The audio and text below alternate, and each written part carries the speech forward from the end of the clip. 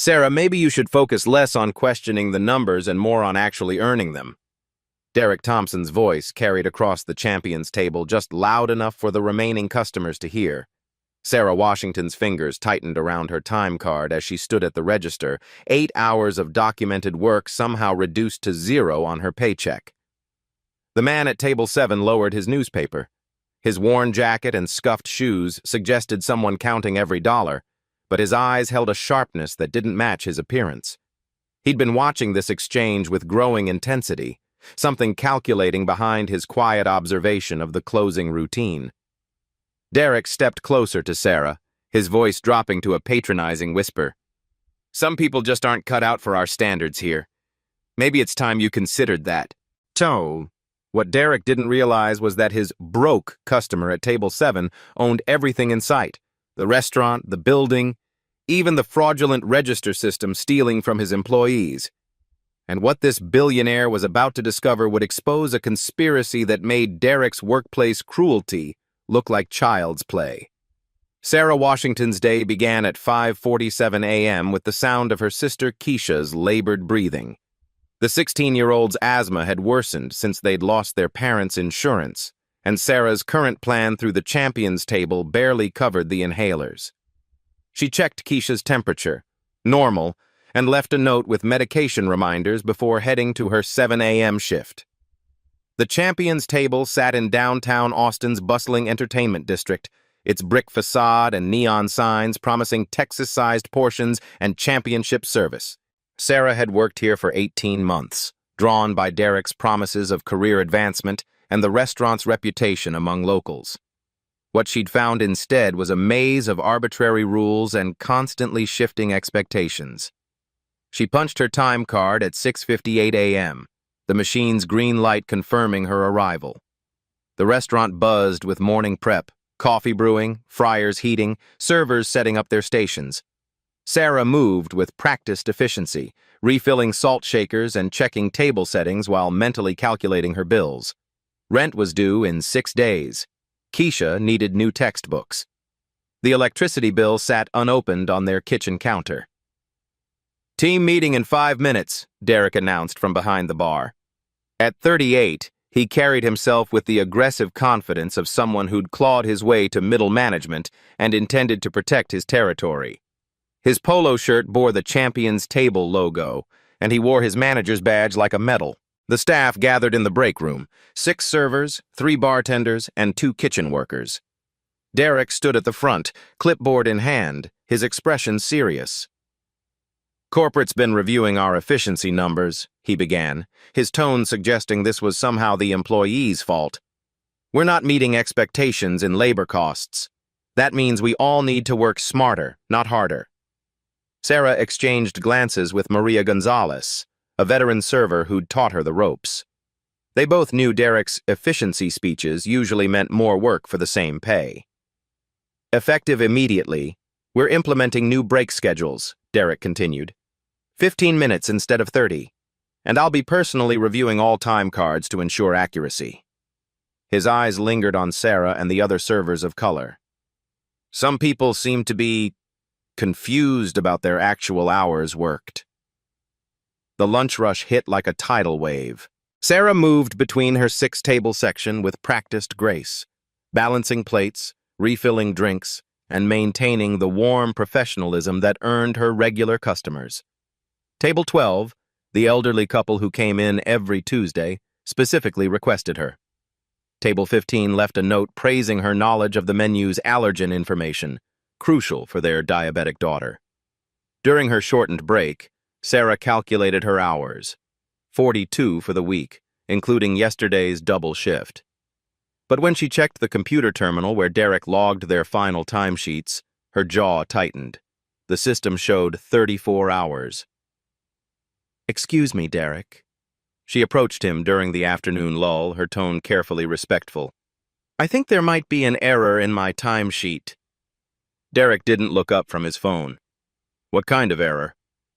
It shows 34 hours, but my cards show 42. I worked double on Sunday and came in early Monday for inventory. Now, Derek looked up, his expression shifting to practiced patience. Sarah, the computer doesn't lie. Maybe you're misremembering your schedule. I have my punch receipts right here. I don't have time to walk through basic time management with you. If you're having trouble keeping track of your schedule, maybe you should consider a simpler job. Sarah felt heat rise in her cheeks, but kept her voice level. I keep detailed records. These numbers don't match. Derek's smile never reached his eyes. The numbers are what they are, Sarah. I suggest you focus on providing better service to our customers instead of questioning management decisions. As her shift ended, Sarah punched out at exactly 10:32 p.m.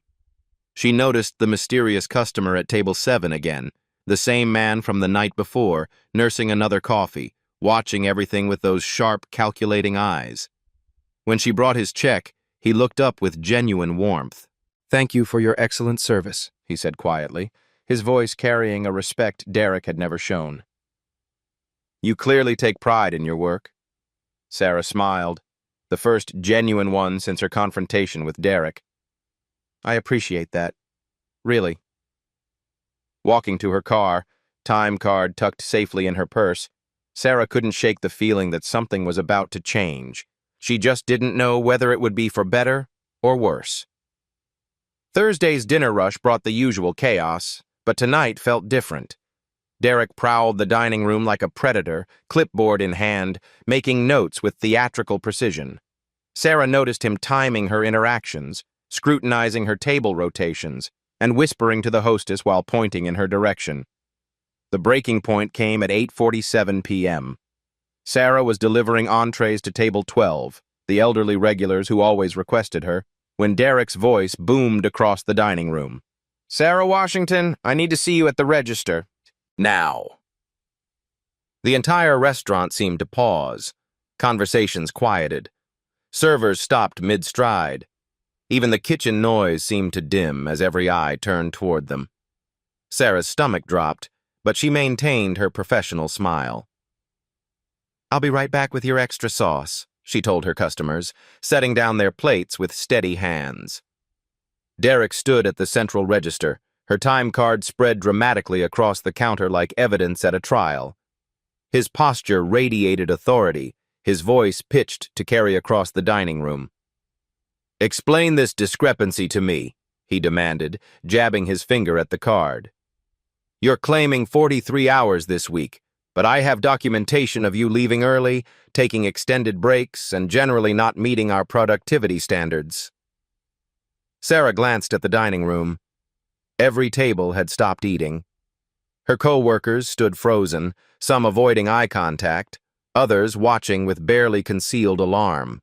The man at table 7, the quiet customer with the worn jacket, had abandoned all pretense of reading his newspaper.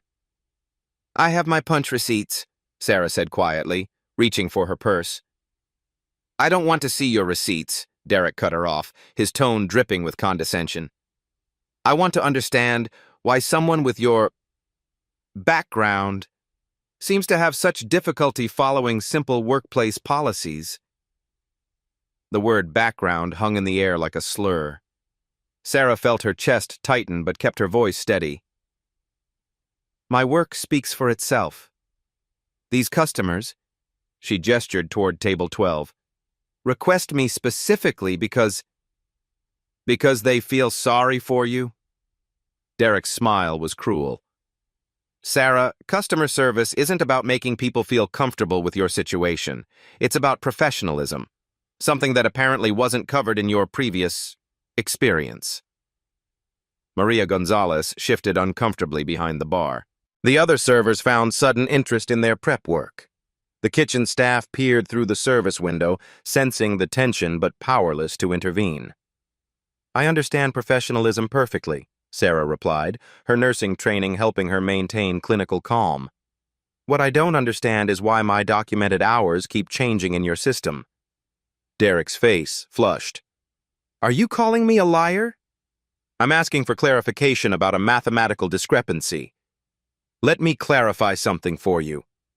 Derek stepped closer, his voice dropping to a stage whisper that somehow carried further than shouting. "This restaurant has standards that maybe weren't emphasized wherever you worked before. Some people adapt to professional environments. Others, he shrugged meaningfully. Others find excuses. The racial coding was unmistakable now. Several customers shifted uncomfortably. The man at table 7 slowly folded his newspaper, his knuckles white. Sarah felt something crack inside her chest. Not her composure, but something deeper.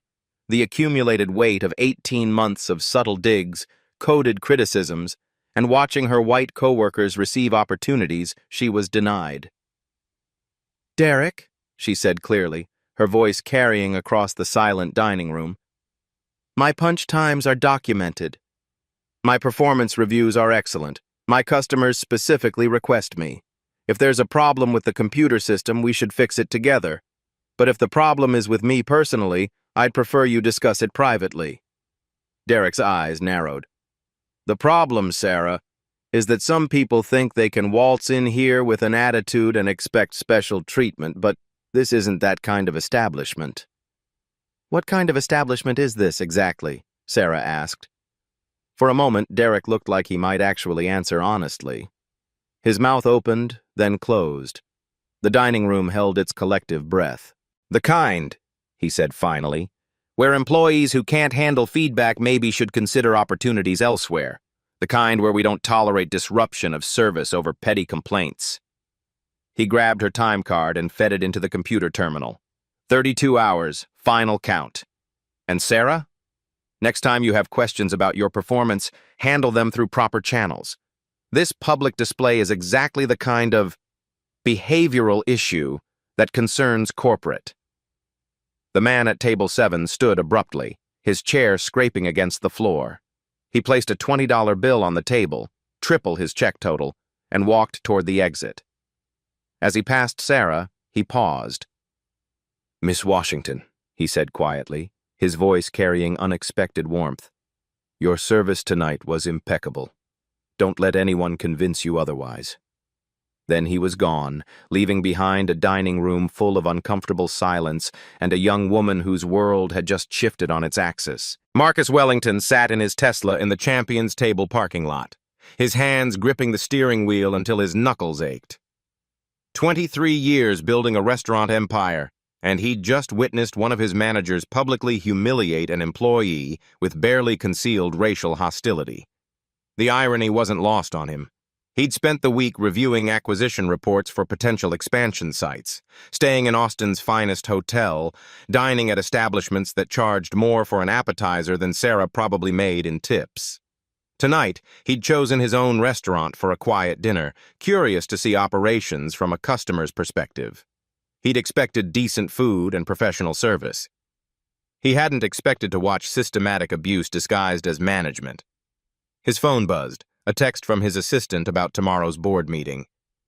Marcus stared at the message without reading it. All he could see was Sarah's face. The moment of shock when Derek used that loaded word, background. The careful control as she maintained her dignity while being torn down in public, the quiet professionalism she'd shown even as her world crumbled.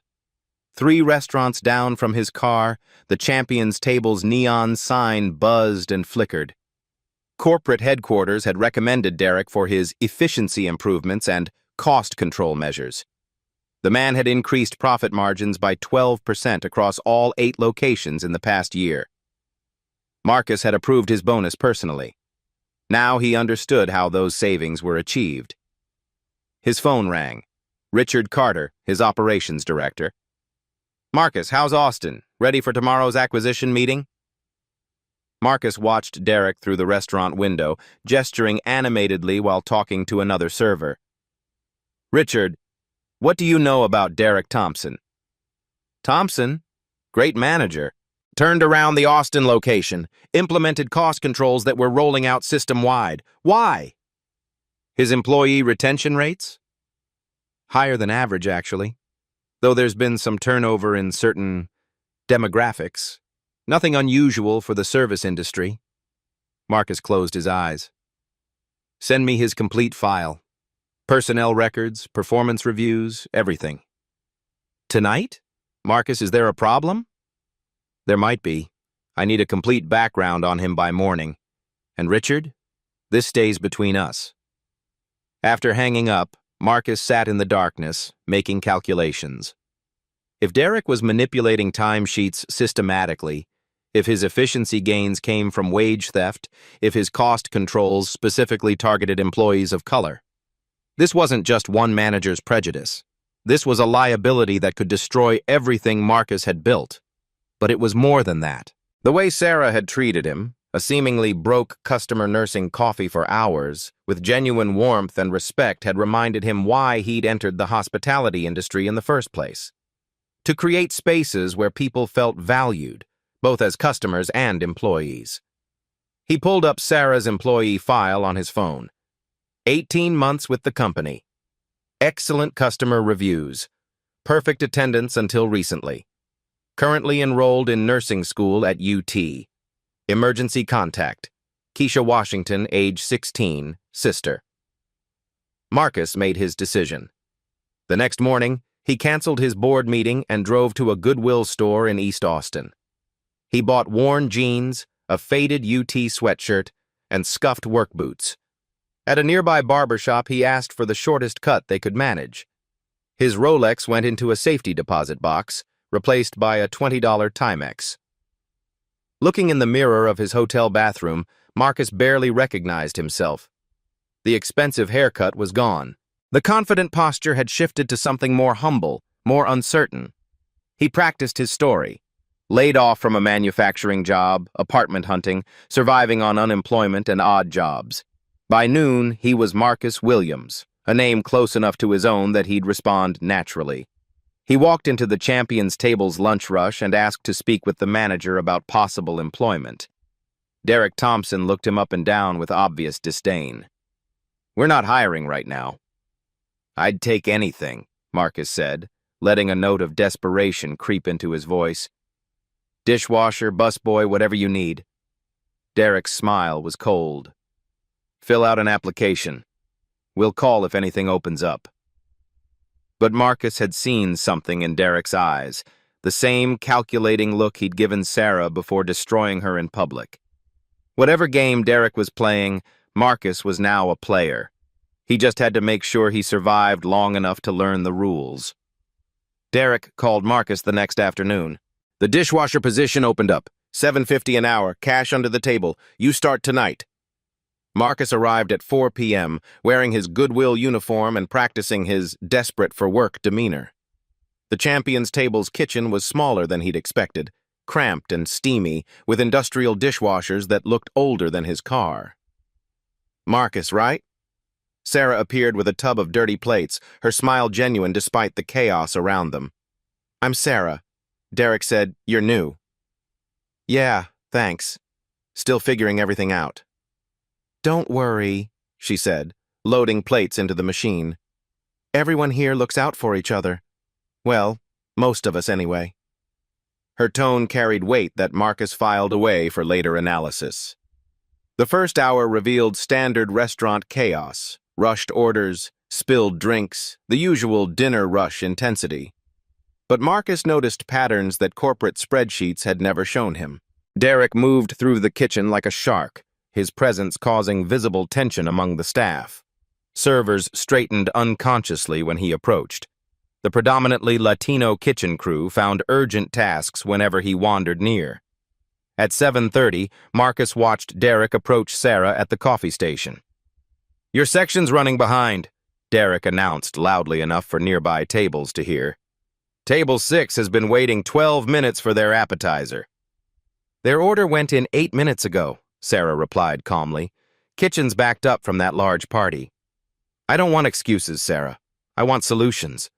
Maybe if you spent less time chatting and more time working." Derek's eyes flicked toward Marcus, then back to Sarah.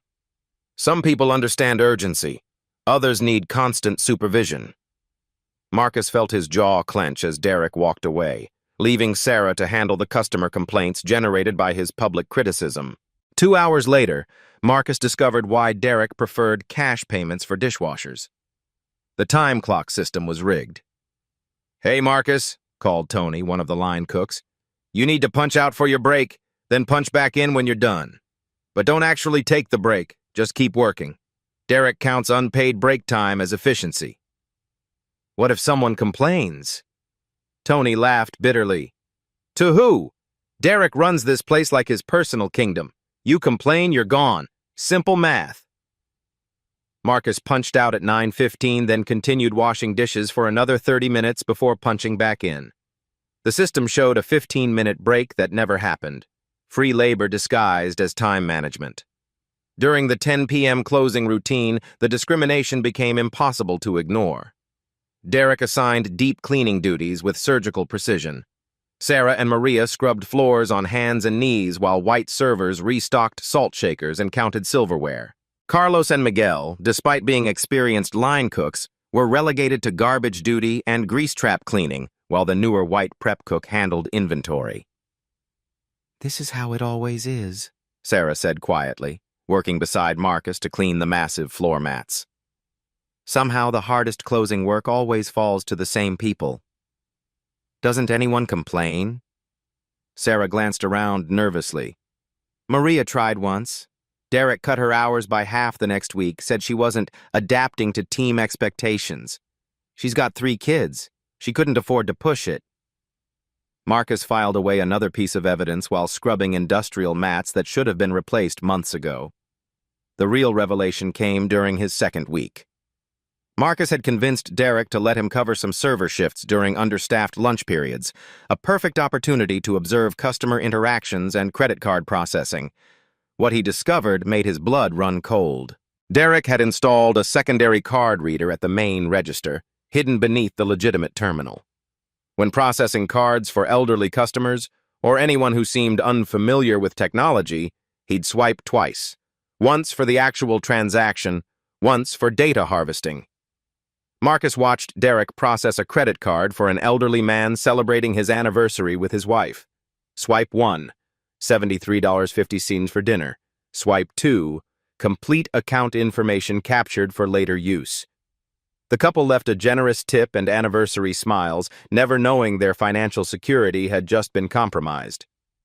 Efficient system, right? Derek materialized beside Marcus with predatory satisfaction. Streamlined processing keeps the line moving. Absolutely, Marcus managed, fighting the urge to grab Derek by the throat. That evening, Sarah approached Marcus during the closing cleanup. She looked exhausted, her usual professionalism frayed around the edges. Can I ask you something? She said quietly, glancing around to ensure they weren't overheard.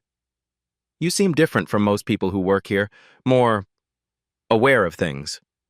Marcus chose his words carefully.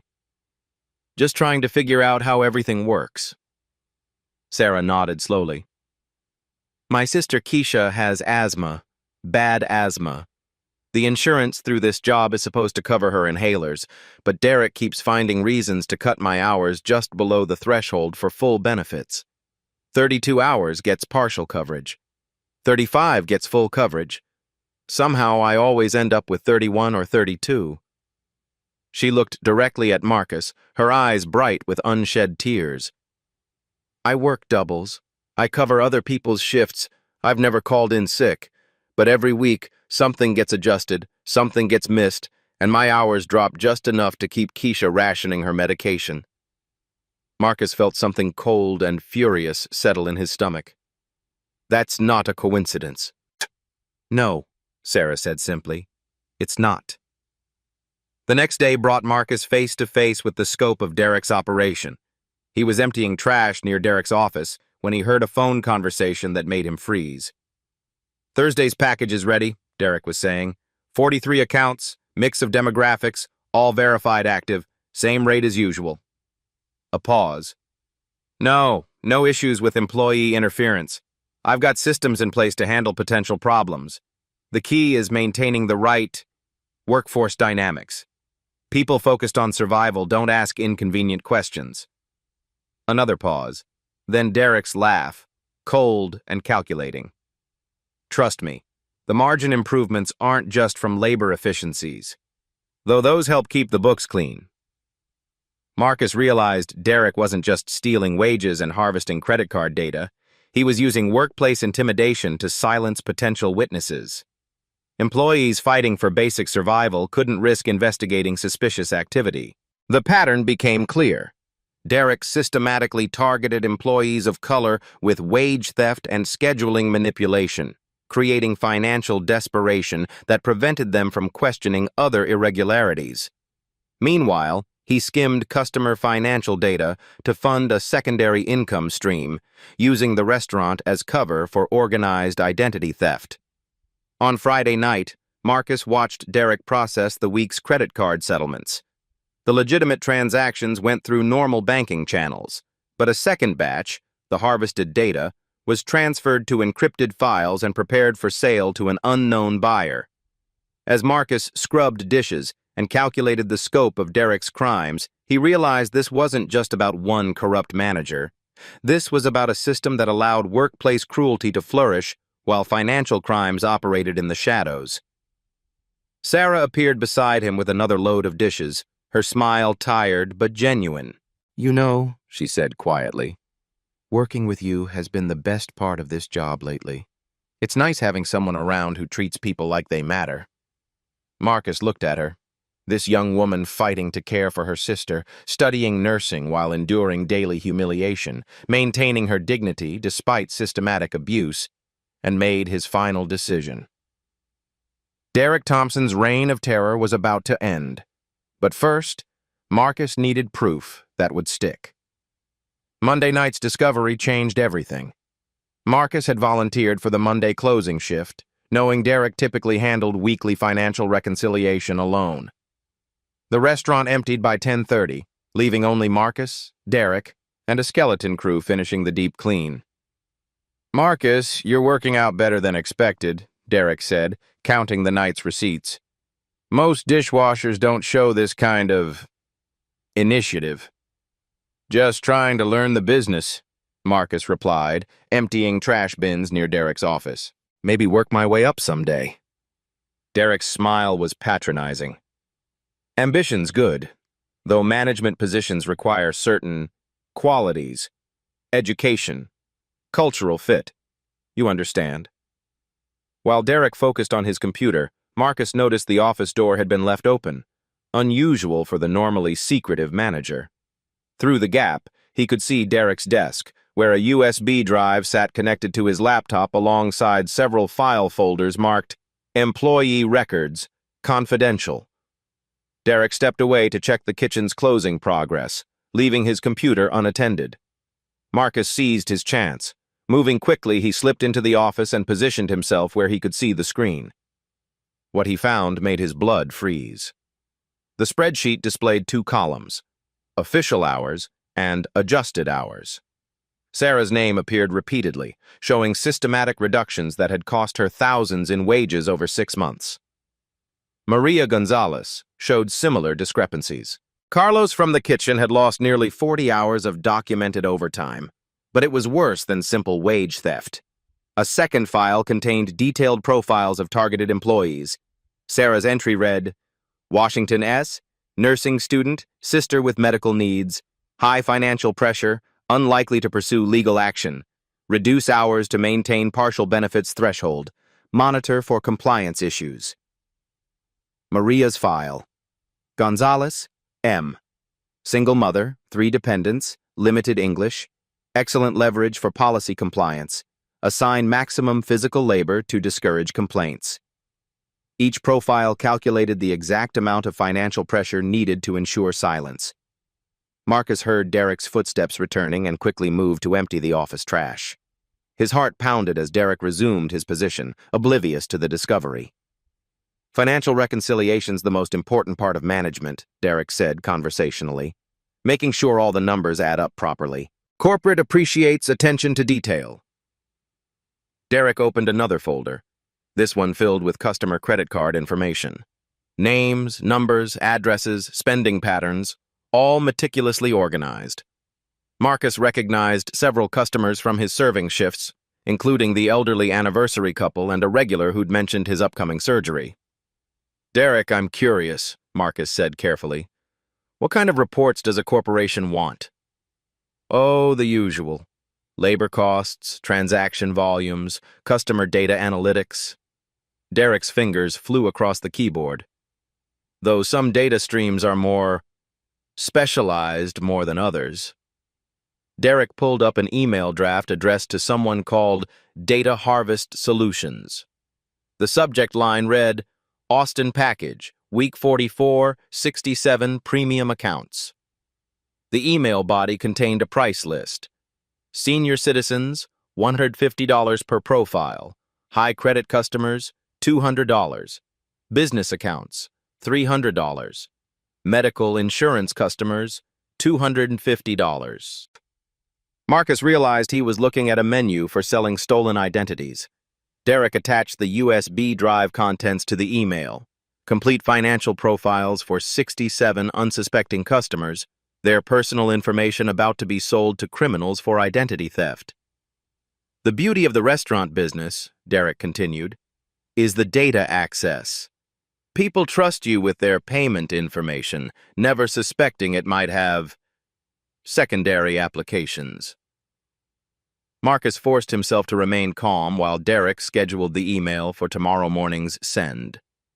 The man was discussing identity theft like menu planning. But the worst revelation came when Derek opened a folder marked Risk Management. Inside were audio recordings, conversations between Derek and employees who'd questioned policies or raised complaints. Sarah's voice, asking about her timesheet discrepancies. Maria requested fair work distribution. Carlos inquiring about overtime policies. Each conversation had been secretly recorded, then annotated with Derek's analysis. Subject shows resistance to authority. Recommend increased pressure tactics. Subject demonstrates potential whistleblower behavior. Monitor for termination opportunity.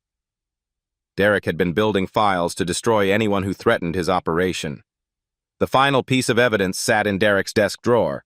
A second set of books showing the restaurant's actual financial performance versus what was reported to corporate. The numbers revealed systematic embezzlement, fake vendor payments, inflated supply costs, and phantom employee hours that generated ghost payroll for Derek's personal accounts. Marcus also discovered Derek was skimming cash payments, underreporting daily receipts, and claiming false tax deductions. The manager had turned the champion's table into a money laundering operation disguised as improved efficiency. Corporate's been impressed with our cost reductions, Derek said, finalizing his computer work. They're actually considering expanding my oversight to all 8 locations. Same systems, same results. The scope hit Marcus like a physical blow. Derek wasn't just stealing from one restaurant. He was positioning himself to implement this criminal enterprise across the entire chain. Hundreds of employees would face systematic abuse. Thousands of customers would have their financial information sold to identity thieves. That sounds like a big opportunity, Marcus managed.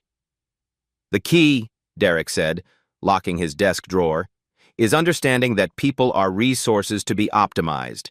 Employees, customers, data streams, all revenue sources if managed properly. He stood and stretched, completely relaxed in his criminality. The challenge is maintaining operational security, making sure the right people stay quiet, while the wrong people are encouraged to find opportunities elsewhere.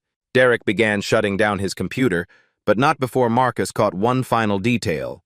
A calendar reminder for Thursday morning reading, Phoenix meeting, expand operations discussion. Derek was planning to take his criminal model nationwide.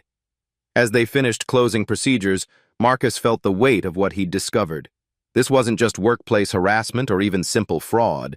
It was organized criminal enterprise operating under the cover of restaurant management. Sarah appeared from the kitchen, her shift finally complete, exhaustion etched in every line of her face. "Good night, Marcus," she said softly. "Thanks for making these long days a little easier to handle." Marcus watched her gather her nursing textbooks and head to the parking lot, knowing that Derek's files contained detailed plans to destroy her if she ever became a threat to his operation. But Derek had made one crucial mistake in his risk assessment. He'd never imagined that the quiet dishwasher learning his systems was actually the man with the power to shut down everything he'd built. Marcus had his smoking gun, Now he needed to load it carefully, because he would only get one shot at bringing down Derek's empire before it spread beyond control. Tuesday morning, Marcus made two crucial phone calls.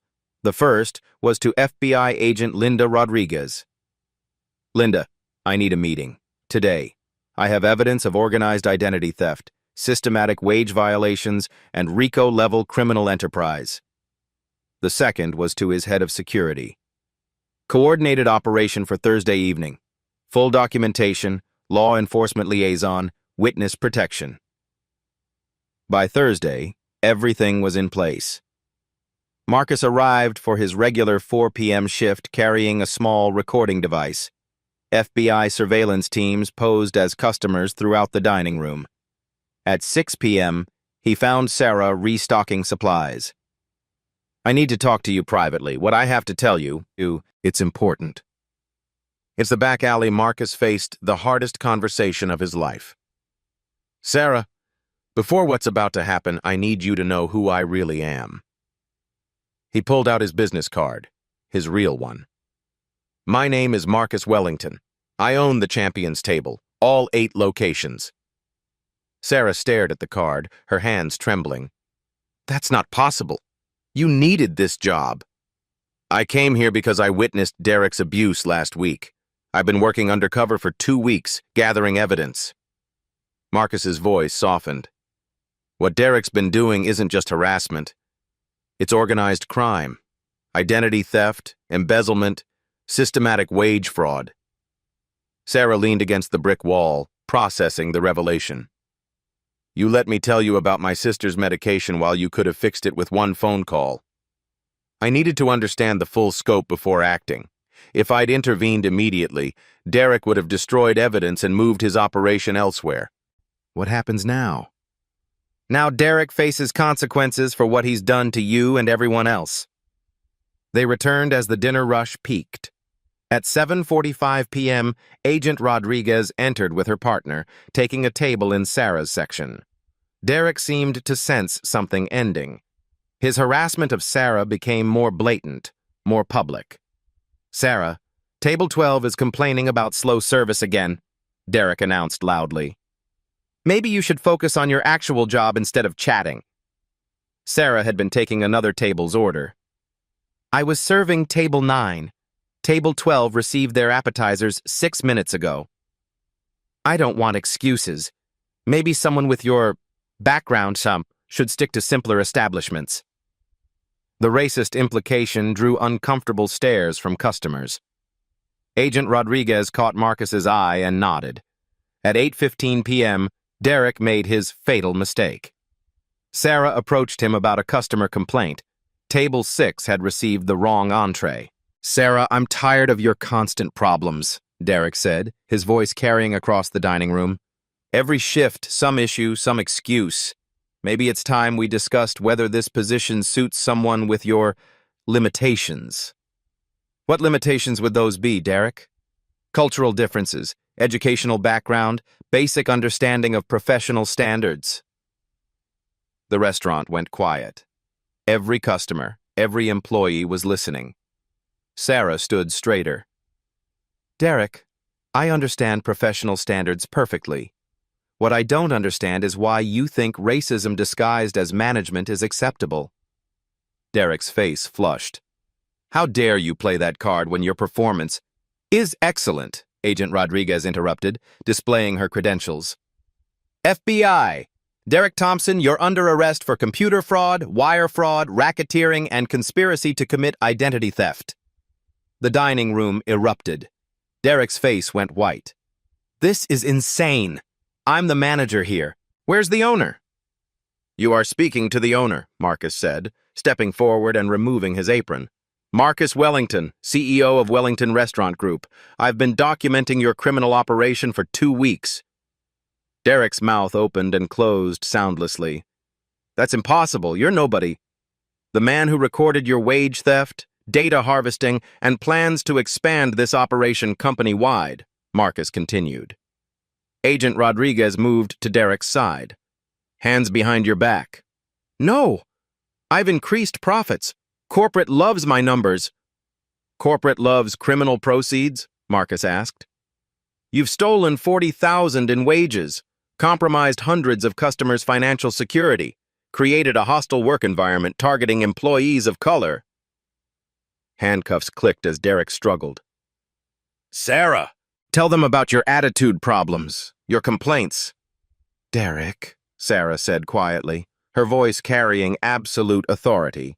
The only thing I can't handle is watching you destroy good people for profit. As Derek was led away, he made one last desperate attempt. Wellington, you don't understand the profit margins.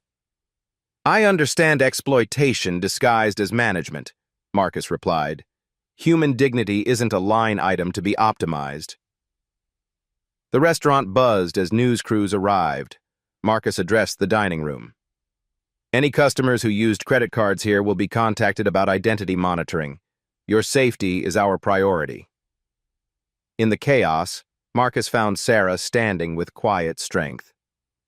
Are you okay? She looked up at him. This man who'd washed dishes beside her while secretly wielding power to change everything. Ask me tomorrow. Tonight I just want to process that the nightmare is finally over. Friday morning brought Marcus to the champions table at 8 a.m. He found Sarah already there, nursing coffee and studying textbooks in the break room. Couldn't sleep either? She asked. Too much to process. Marcus sat across from her. Sarah, I want to apologize. Not for stopping Derek, but for how long it took. For letting you suffer while gathering evidence. How long did you know? I suspected wage theft after week 1.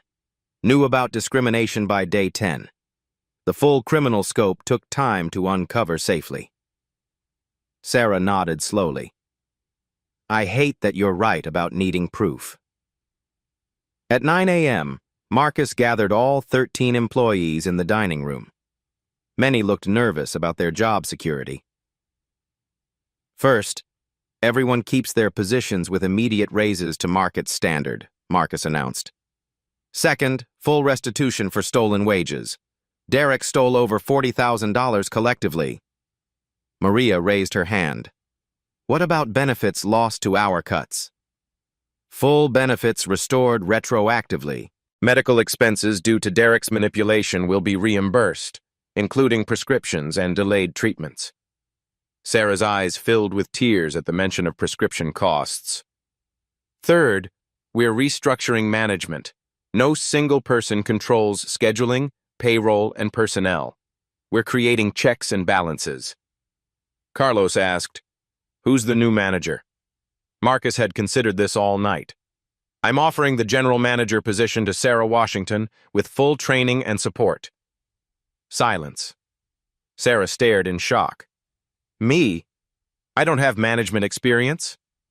You have integrity, leadership, and understanding of what powerlessness feels like. Most MBA programs can't teach that. My nursing degree? Will accommodate your schedule. Wellington Restaurant Group will pay your remaining tuition. Applause erupted, led by Maria. Sarah covered her face, overwhelmed. Afterward, Marcus and Sarah redesigned operational systems in her new office. Transparent scheduling first, Sarah said, her shock replaced by focused determination. No mysterious hour cuts or punishment schedules. What else?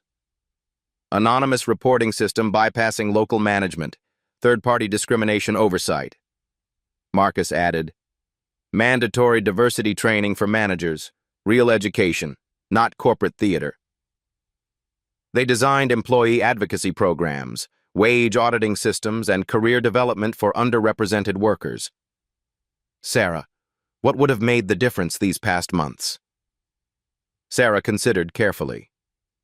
Knowing someone was watching to protect us, not exploit us. Believing excellence would be recognized regardless of who demonstrated it. Then that's what we build. By evening, they'd created comprehensive reforms. Monday brought Marcus's corporate leadership meeting. We're implementing these changes company-wide, he announced to his directors. Every location gets identical oversight and protections. Operations Director Richard looked concerned. Marcus, the costs, training, oversight, restitution. Derek's efficiency gains came from criminal activity. This isn't an expense, it's a correction. HR asked, "What about other managers using similar tactics?" Full audits of all locations, anonymous surveys, third-party investigations. Any manager exploiting workers faces termination and prosecution. Wednesday, Sarah started management training while maintaining nursing classes. Marcus watched her lead the lunch meeting with natural authority, treating employees with consistent respect. "How's it going?" he asked during afternoon check-in. "Challenging. But Marcus? For the first time in 18 months, I'm not afraid to come to work. Neither is anyone else." The transformation was visible. Employees made eye contact, conversed openly during breaks, and joked between stations. Customer service improved when workers weren't focused on survival. Thursday brought Sarah's first major test. A customer became abusive toward Maria, demanding to speak with someone in charge who speaks proper English. Marcus watched Sarah approach with calm authority. "Sir, I'm the manager. Maria is excellent and has 3 years' experience. If you're unsatisfied with your meal, we'll address that. If you're unsatisfied with our staff's heritage, find another restaurant." The customer left. The staff applauded. Sarah had handled it with grace Derek never possessed. Friday evening, Marcus found Sarah designing fair shift schedules after closing. "A week ago, I feared Derek would fire me over 8 missing hours," she said. "Tonight, I'm designing a policy for 8 restaurants." "How does it feel?" Sarah leaned back, considering. "Like justice isn't just punishment. It's ensuring the next person doesn't endure what I did." "Exactly right. You're proving leadership can heal instead of harm." "My nursing training helps. Both jobs are about helping people recover and become stronger." As Marcus left that night, he reflected on the transformation. Derek's arrest was satisfying, but Sarah's empowerment, watching her evolve from victim to leader, felt like true victory. The champion's table finally lived up to its name. 3 weeks after Derek's arrest, Sarah's transformation was evident in every interaction. Marcus watched her conduct Monday's staff meeting with growing confidence. "Maria, I've scheduled you for lunch shift to accommodate your daughter's pickup," Sarah announced, consulting the transparent scheduling system. "Carlos, your POS training starts Thursday." The staff responded differently now. No one flinched when Sarah approached. Eyes met hers directly. Conversations flowed naturally, instead of stopping when management appeared. "Questions about this week's schedule?" Sarah asked. Tony raised his hand. "Could we discuss the break room renovation? Those chairs are falling apart." Under Derek, such suggestions met sarcasm or dismissal. Sarah nodded thoughtfully. "Absolutely. Let's form a committee. Maria, would you coordinate? You use that space most." After the meeting, Sarah pulled Marcus aside. "I have an employee development idea." In her office, Sarah outlined her proposal. Mentorship pairs. Experienced employees guide newer ones, not just job tasks, but career development, conflict resolution, financial literacy. "Tell me more." "Maria's been here 3 years but never offered advancement. She's brilliant with customers and could handle assistant manager duties. Carlos knows kitchen operations better than anyone, but Derek kept him on basic tasks." Sarah's voice gained momentum. "Let's stop wasting the talent we have." "Do it," Marcus said immediately. "Document everything. If it works, we will go company-wide." 2 days later, Marcus found Carlos running the lunch kitchen with quiet authority. Orders flowed smoothly. Stress seemed manageable. "How's it going?" Marcus asked. Carlos grinned, the first smile Marcus had seen from him. "Better than I imagined." Sarah asked what I needed to succeed, then listened. In the dining room, Maria shadowed Sarah, learning scheduling software and conflict resolution. When a customer complained, Sarah let Maria handle it. "Sir, I understand your frustration about the wait," Maria said calmly. Let me explain what happened and how we're fixing it. Marcus watched Maria transform from someone who hid from confrontation under Derek to confident problem solver under Sarah's mentorship. Thursday brought the most touching moment. Keisha Washington visited the restaurant for the first time since Sarah's promotion. "You're really the manager now?" the 16-year-old asked, looking around with wonder.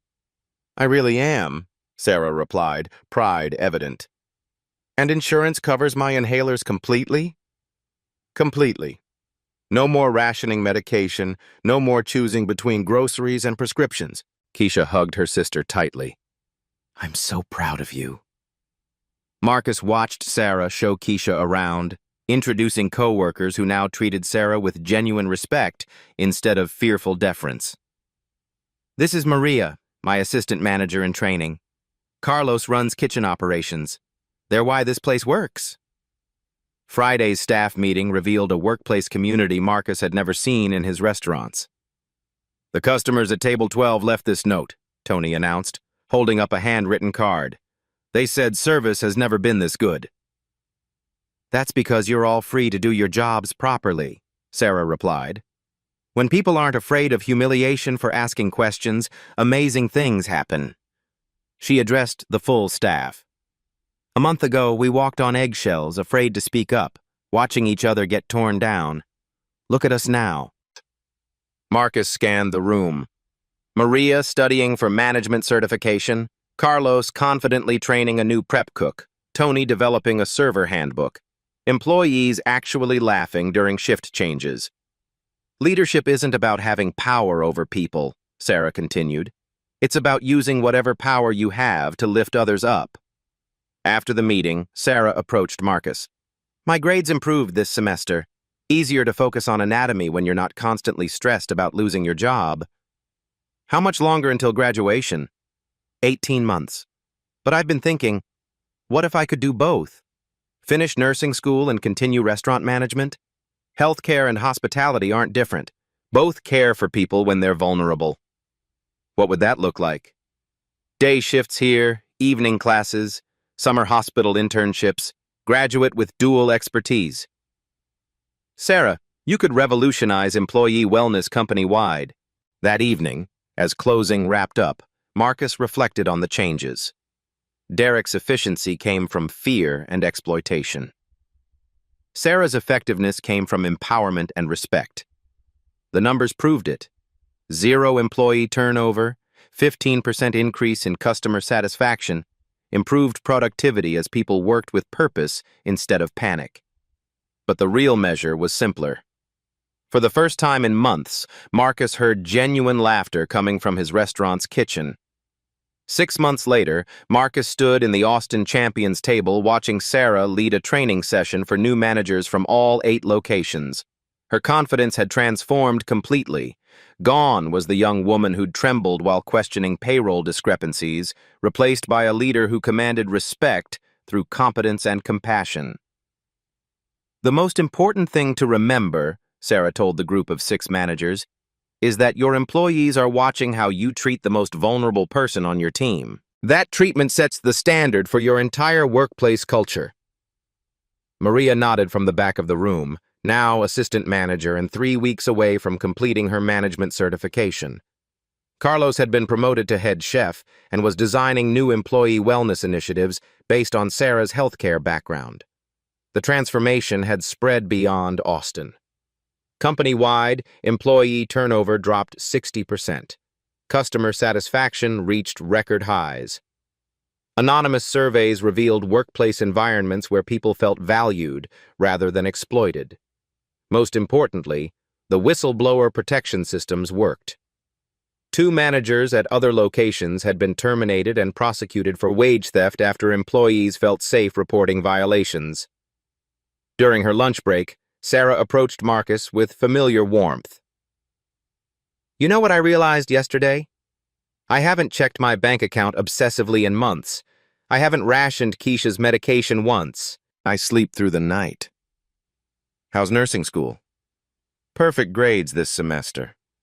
Turns out learning is easier when you're not constantly stressed about survival." Sarah smiled. I graduate next month.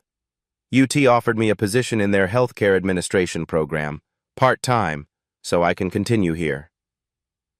Marcus watched her head back to work, greeting each employee by name, checking on their well-being with genuine care. The nervous, exploited waitress had become exactly the kind of leader the hospitality industry desperately needed. That evening, an elderly customer left a $20 tip on a $12 check, along with a note. Thank you for treating us like family. This is how restaurants should be. Sarah picked up the crumpled 20 and smiled, remembering the night this all began, when a seemingly broke customer had shown her more respect in one interaction than Derek had in 18 months. Real change happens when ordinary people refuse to accept that unfairness is just how things work. It happens when someone with power chooses to use it responsibly, and it happens when victims become voices for others still suffering in silence. If you've experienced wage theft, workplace discrimination, or systematic abuse at your job, know your rights. Document everything. Speak up when safe to do so. Your voice matters, and you're not alone. Share your story in the comments. Sometimes the first step toward justice is simply refusing to stay quiet about injustice. At Black Voices Uncut, we don't polish away the pain or water down the message. We tell it like it is because the truth deserves nothing less. If today's story spoke to you, click like, join the conversation in the comments, and subscribe so you'll be here for the next Uncut Voice.